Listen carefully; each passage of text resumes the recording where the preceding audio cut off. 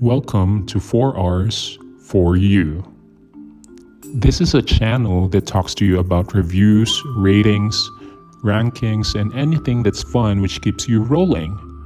Today, we will be talking about Shake, Rattle, and Roll, and we will be ranking the episodes of this Filipino cult classic horror film from worst to best. Ano ba ang Shake, Rattle, and Roll? Shake, Rattle, and Roll is a Filipino cult classic horror film that has been around for 39 years, since 1984. Yes, ganun katagal. This is an anthology film at bawat installment have 3 episodes. Halos lahat ng mga Filipino ay lumaki watching this film and it currently has 15 installments at sa kasalukuyan ay mayroong 45 episodes. Shake, Rattle, and Roll will also make a comeback this year with its 16th installment, a comeback film titled Shake, Rattle, and Roll Extreme. Mother Lily, baka naman may free passes dyan. It's not generally an award-winning film because there are hits and misses sa mga segments, but I've been a fan because this film has been starring both new and famous talents for each year that it is released. Doesn't matter kung kapamilya or kapuso yung mga actors. Some of its stories also mirror Filipino culture and some episodes ay tumatak na talaga sa general public. So in short, this film already carved itself in Philippine cinema history. In a nutshell, a classic. For this video, i-rank muna natin yung episodes from the classic era ng SRR or Shake, Rattle, and Roll. When we say classic era, this is the first wave ng SRR episodes from 1984 hanggang 1997. Nagkaroon kasi ng 8-year gap bago nasundan, but don't worry, we will also rank the millennium era ng SRR on our next video and an overall ranking once lumabas na ang SRR Extreme. Kung hindi mo pa napapanood or balak mo pang panoorin ang mga episode na ito, here's a spoiler alert. Simulan na natin. Here's Shake, Rattle, and Roll episodes ranked from worst to best, the classic era. We will be ranking episodes from Shake, Rattle, and Roll Part 1 hanggang Part 6 lamang. This is based on critics' ranking, pop culture impact, general appeal, and a touch of my personal preferences. Part 7 onwards relied mostly on computer graphic effects, whereas itong classic era relied heavily on practical effects and makeup. We have to take note that it's gonna be different watching it today, knowing the advancement ng film culture from acting to visual effects. But I recently rewatched all these episodes for the sake of ranking, and I watched it with my kids to check how it still impacts younger generations. Let's start. At number 18 is an episode from Shake, Rattle, and Roll 6 titled Ang Buwan. It is about a monster who has been attacking men who are womanizers. May pagka-love story since yung bida fell in love with the monster. It is interesting kung paano nirelate yung faces ng buwan sa transformation ng monster and the twist bilang nagtatransform siya bilang isang kalapate, bata, matanda at dalaga. Promising ang plot pero slow-paced. It did not bring anything remarkable. May mga dance sequence na nakakainip at walang masyadong lalim yung love story. I don't think a lot of viewers still remember this episode. I would rate it 3 out of 10. At number 17 is an episode from Shake, Rattle, and Roll 5 titled Impacto. Tungkol naman ito sa dalawang magkapatid na nakidnap and was brought to the house of an impacto. Medyo hindi clear kung vampire ba yung antagonist dito, basta may pangil at pumapatay. Manilyn Reynes, who played Lilibeth, and Tom Taus Jr., who played Charlie, were commendable with their acting in this episode. Their sibling rival portrayal on cam were great. Tom Taus Jr. even won as Best Child Performer. But it was not memorable. Walang masyadong structure yung kwento. And it's the typical classic Filipino horror na napunta sila sa isang random house na may monster, nagtakbuhan at naghabulan. And it revolved around that. Medyo madami ding loophole even for a horror comedy episode. I would rate it 4 out of 10. At number 16 is an episode from Shake, Rattle, and Roll 6 titled Ang Telebisyon. This is about a kid na walang panahon sa kanya yung mga parents niya and ended up being engrossed sa panonood ng TV, enticed by a TV program kung saan andun yung clown na nangunguha ng bata. It would have passed as a once upon a time story dahil may moral ang story. Maganda sana ang concept pero kinulang sa execution. Minadali yung editing and hindi pang movie yung effects on 1997 standards. I remember watching it sa sine nung bata pa ako, and even me as a 12-year-old felt it was unfinished. Even yung boses ni Camille Pratt iba yung nagdub. The reason why it is higher than the bottom two on this list is because it still became a classic dahil maraming nakaka-remember sa clown monster. I would rate it 4 out of 10.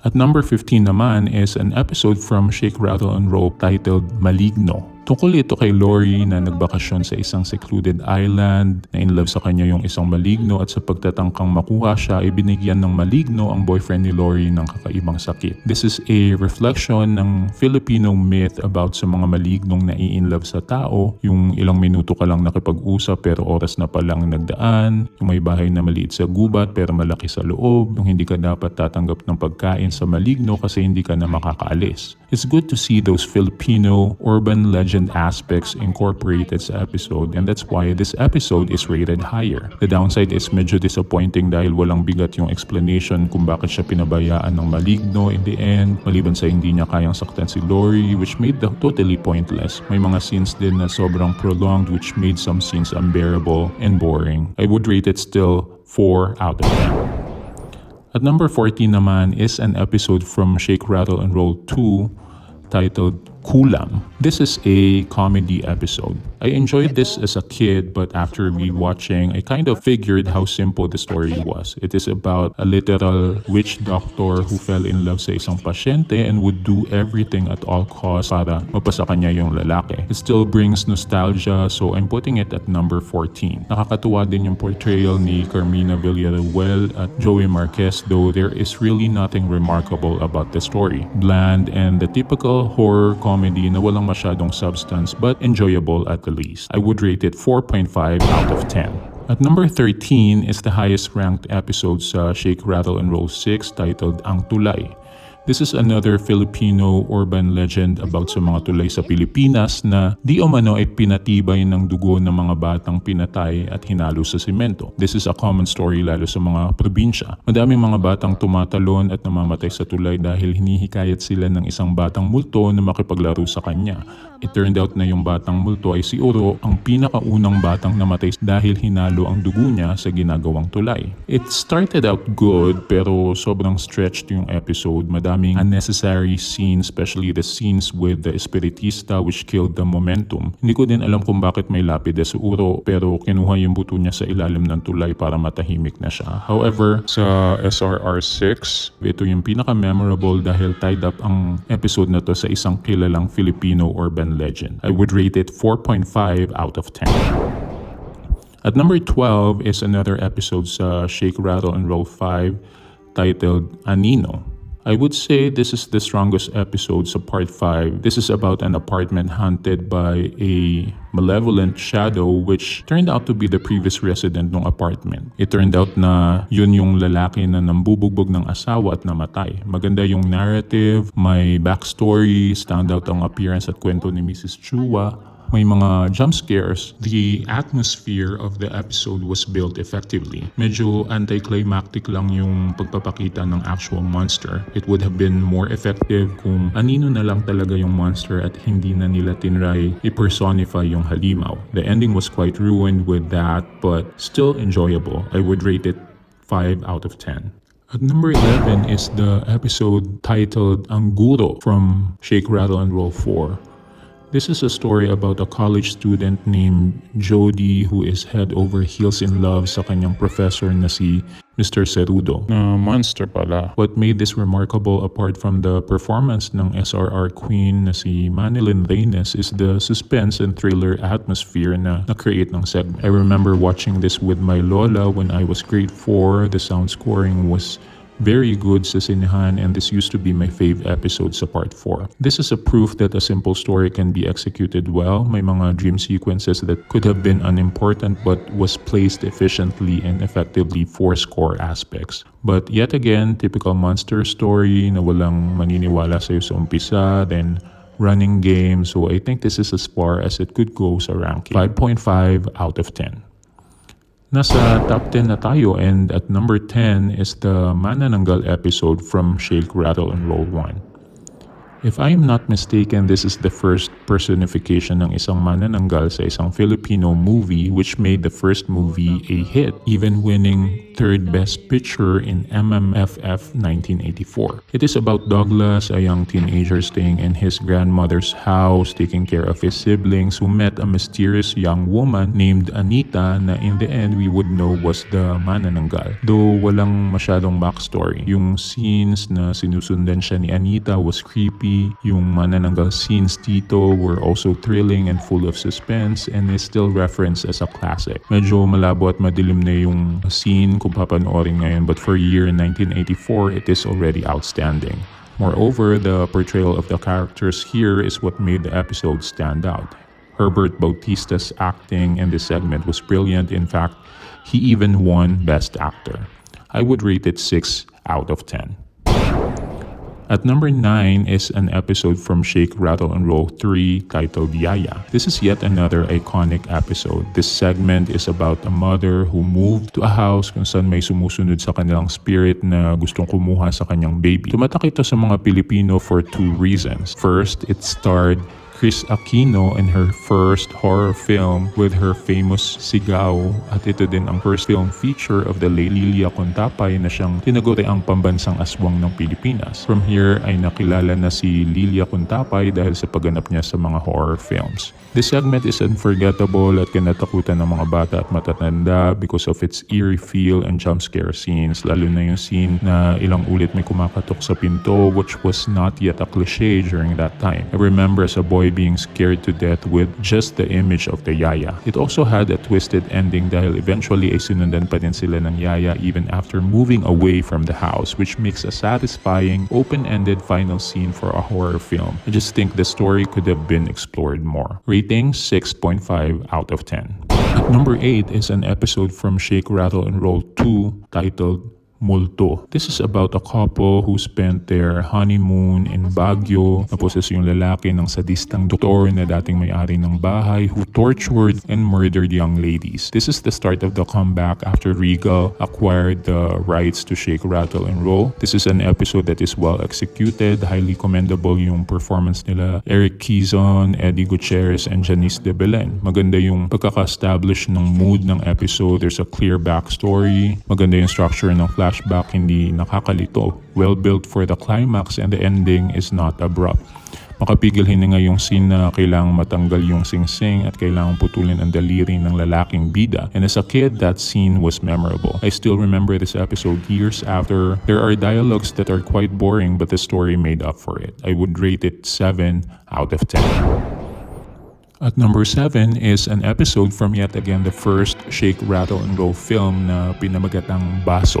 Medyo mahaba yung episode, but knowing that it was released in 1984, you have to watch it with the right perspective. This is about three friends na naglaro ng Spirit of the Glass. Sinapian sila ng mga characters mula sa nakaraan na may love triangle conflict, while it turned out na sila mismo sa kasalukuyan ay may conflict din na pinagdaraanan sa isa't isa. The story was dark, but it was deemed effective. Medyo dark din ang ending dahil it turned out na may love triangle din yung present characters nila, and the boys ended up killing each other because of that. I have to say this story was probably ahead of its time. Medyo mahaba lang talaga yung narrative at antagal ng climax. I would rate it 7 out of 10.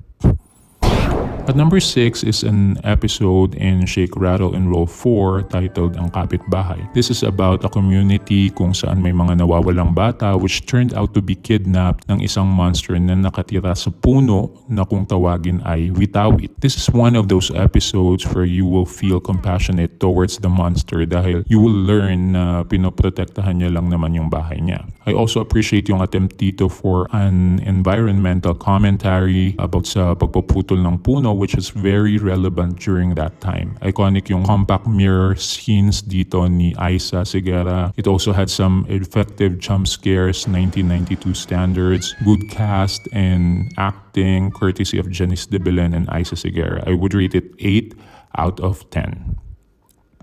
At number 5 is the best episode from Shake, Rattle and Roll 4 titled Ang Madre. This is one of my fave horror comedy episodes in SRR. It's about a poor family sa slum area ng Mandaluyong kung saan may series ng pagpatay na gawa di umano ng isang bat-like creature. This is a segment which again featured the Filipino myth creature Manananggal. Isa din ito sa mga award-winning episode ng SRR kung saan nanalo si Gina Alahar bilang Best Actress at si Icy Mendoza bilang Best Child Performer. But we also should give credit to Ay de las Alas for delivering the comedy aspects of the segment effectively. Nakakatawa yung mga scenes with her which made this a very enjoyable episode. May jump scares din bilang andito uli si Lilia Contapay and a bit of mystery. A combination of thrills and comedy without losing the heart of the story in the midst of it. There's also a twist to the story. May big reveal din dahil hindi lang pala yung madre but even the doctor na tumutulong sa bayan ay manananggal din. To sum it up, this is entertaining. I would rate it 8 out of 10. At number 4 is an episode in Shake, Rattle and Roll 3 titled Ate. This is an episode that grew on me. I appreciate this when I was a child, but I appreciated the story all the more as I grew up. This is one of the darker episode ng Shake, Rattle and Roll wherein yung main character named Rosalyn ay umuwi sa probinsya to find her older sister Rowena na nag-exhibit ng weird na attitude. Hindi makausap, kumakain at nagbubuhos ng lupa sa sarili. She will find out na patay na pala dapat ang ate niya at binuhay lang ito ng isang kulto. The reason kaya gusto na nitong bumalik sa lupa para manahimik. This is a creepy segment and the suspense is built up greatly, especially sa mga conversation ni Rosalyn sa mga leader ng kulto over dinner. The best din yung portrayal ni Janice and Gina Alahar. Another SRR episode that is ahead of its time and would still make a good film at this day and age because of the concept. I would rate it 8.5 out of 10. At number 3 is an episode in Shake, Rattle and Roll 1 titled Frigidaire. Everyone remembers it as the episode kung saan may refrigerator na nangangain ng tao. This is definitely a classic and the reason kung bakit natakot lahat ng bata noon na magbukas ng refrigerator. The time that it was released, mayaman ka na if you own one. So yung kagustuhan ng mga tao na magkaroon ng refrigerator was negated by this episode kaya tumatak talaga ito sa general public. This is about a family who moved sa new apartment with a free appliance na yun pala ay killer refrigerator. This was also tied to incidents na may kinalaman sa serial rapist na pinatay yung mga biktima niya, chinap-chop at tinago sa ref. You can just imagine kung gaano ka-gruesome yung idea during 1984 na hindi pa naman laganap yung ganyang concept. At kung bagong lipat ka noon, magiging skeptic ka kung may mag-iwan ng appliance. In fact, this is the only SRR episode na nagkaroon ng sariling movie with a remake noong 2012. Janice de Belen also became a staple name ng SRR series during its early years because of this. Out of this world yet creative idea, the best episode in the first movie, and definitely something relatable. 9 out of 10. At number 2 is an episode in Shake, Rattle and Roll 3 titled Nanay. Sino bang hindi nakakakilala sa Undin? It stood the test of time and is still a running meme up until now. I had my kids watch the old SRR movies and this is their favorite. I also remember being scared na mag-CR dahil baka may lumabas na Undin sa toilet. Walang CGI but purely practical effects yung monster na talagang kinatakutan ng lahat. I would say it represented the totality of the Shake, Rattle and Roll series in a good way since it has both horror and comedy aspects, a unique creature as the monster, may suspense, a compelling myth, a bit of gore dahil most of the victims of the Undin ended with horrific deaths, a nice story arc that you can relate to especially kung nanay ka dahil it turned out na gusto lang namang makuha ng Undin yung anak niya. It puts you to a perspective of a creature just trying to save her kids. Another outstanding Manilyn Reyes episode na talagang tumatak sa lahat. The casting was perfect from Vanji Labalan to Ay de las Alas. Technical were also great for that year's standard. At hanggang ngayon, the term Undin is still widely used in pop culture. Rating is 9 out of 10.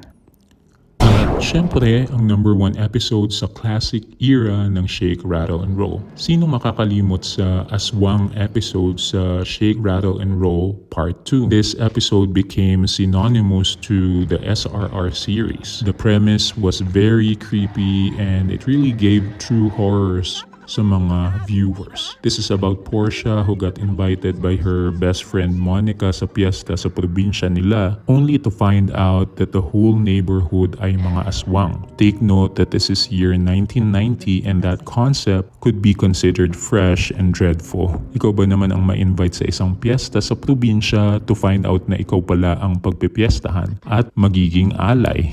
Worst thing is best friend mo pa ang nag-invite sa'yo. Also, imagine na hindi lang ito tungkol sa isang aswang kundi isang bayan ng mga flesh-eating monsters. In addition, it gives you more terror because you are isolated at wala ka naman ibang tatakbuhan. The scene kung saan pinagpalit ni Portia yung tiyaan nila ni Monica, nakatulog si Monica at yung napatay imbis na siya is horrific. It is also iconic and is still referenced in pop culture. Technical aspects were ahead of its time. In fact, it won Best Visual Effects, art direction, and makeup. The concept was well executed. It put Manilyn Reyes as the SRR horror queen. Thrilling and suspenseful yung encounters with the aswang. The storyline was great and definitely gave nightmares sa mga bata at matatanda noon. The horror is something anyone can hypothetically experience kaya natakot ang mga taong ma-invite noon sa mga piyestahan sa probinsya. Rating is 9.5 out of 10. Wala ba dito yung favorite Shake, Rattle and Roll episode na memorable sa'yo or kinatakutan mo? Then watch out for our next upload where we will also be ranking the episodes from SRR Millennium Era. That will be Shake, Rattle and Roll Part 7 hanggang Part 15 naman. Ikaw, ano yung paborito mong episode? Tell us about your Shake, Rattle, and Roll story as a child or kung ano yung pinaka kinatakutan or nagustuhan mong episode. We will be picking 5 winners by December. Just make sure na nakasubscribe ka at naka-on ang notification bell. This is 4 Rs for you.